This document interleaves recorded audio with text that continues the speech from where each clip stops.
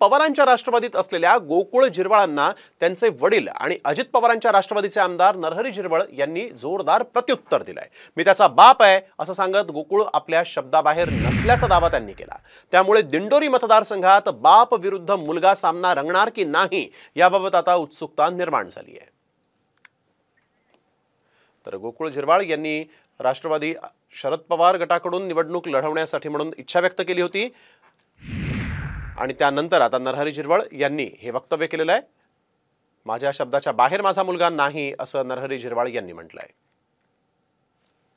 तो दिंडोरी विधानसभा मतदारसंघात इच्छुक आहे, परंतु पक्ष जी काही जबाबदारी दिली त्या पद्धतीने आपण महाविकास आघाडी म्हणूनच काम करणार। वडिलांच्या विरोधात उभं राहायला काय मला वाटतं कुटुंब व्यवस्था वेगळी, राजकारण व्यवस्था वेगळी, तर कुटुंबाच्या विरोधातच आता राजकीयाच्या याने बघितलं तर वडील काय आणि उमेदवार कुठला असो महाविकास आघाडी म्हणूनच काम करू।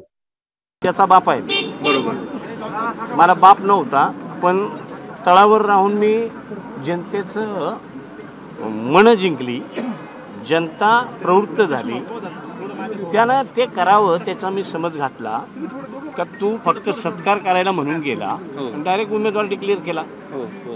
तर त्याने सांगितलं नाही मला सगळ्यांनी मिळून तू कसा आला तर म्हटलं तू तर जा म्हणून सत्कार करून पेटला जाणार होता, तू कशाला थांबायचं उभी। तर तसं काही नाही आणि अजून तो आज्ञाधारक आहे।